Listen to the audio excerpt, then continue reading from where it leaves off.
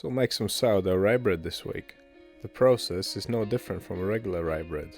All you need is sourdough starter, and if you don't have one yet, click the link in the top right corner to learn how to make one.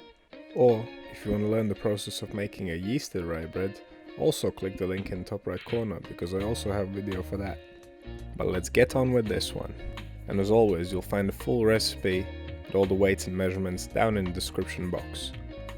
So let's start with the equipment that we'll use.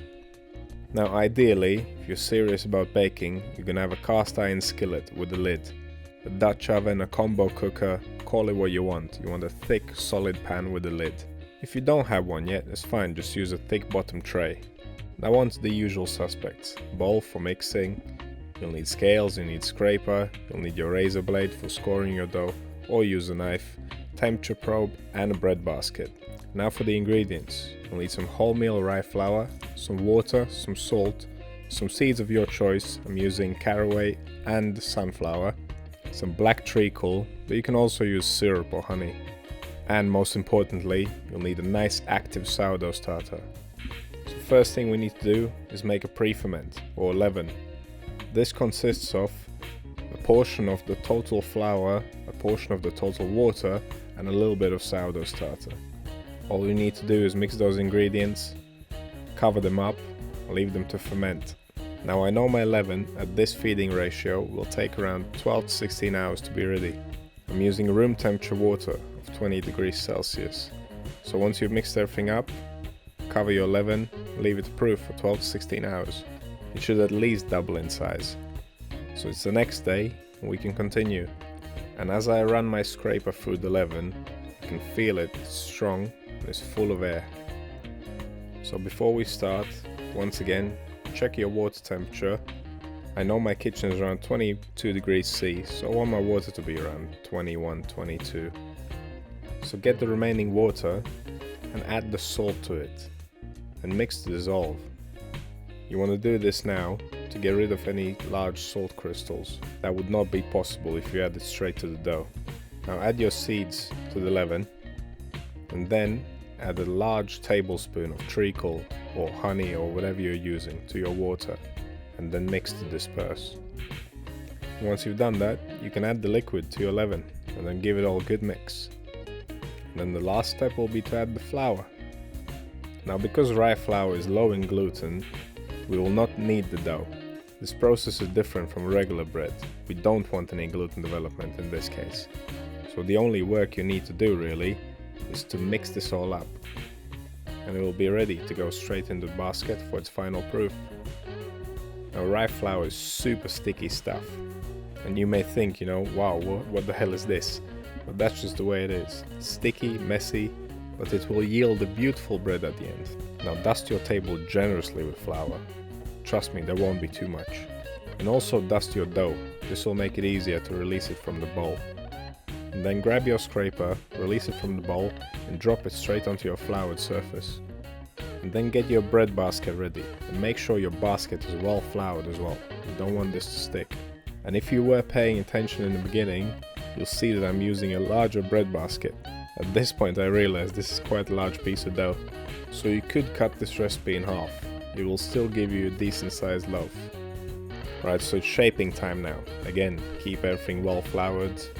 Dust the bottom of the dough with flour as well. Keep your hands floured. And the shaping process is very simple. All you need to do is use your hands and mold it into a ball. Try not to fold the dough. You're not trying to work in any raw flour into it. Just push it together, roll it around. You want to make it as round as you can. And once you're happy with that, you can pop it into your basket. If it wasn't for the stickiness of this dough, this will be the easiest bread you can ever make. I really encourage you to try this. And if you are really lazy, this is probably the most delicious thing that you could ever make. And once your dough is in the basket, just press it down lightly so it fills the shape. You can use the excess flour to dust the top of it. And that's all the work done. It's ready for its final proof. Now always take the temperature of your dough, just to know where you're at. 23 to 24 degrees C is just about perfect. It'll take around 3 to 4 hours to rise. So just cover it up and leave it to proof. It should almost double in size, and you will see that it's nicely proofed when there's loads of cracks on the surface. And during the last hour of proofing, you want to preheat your oven. This bread is baked at a relatively low temperature, 200 degrees C, fan off, and also preheat your pan. And almost 4 hours later, this is what we got.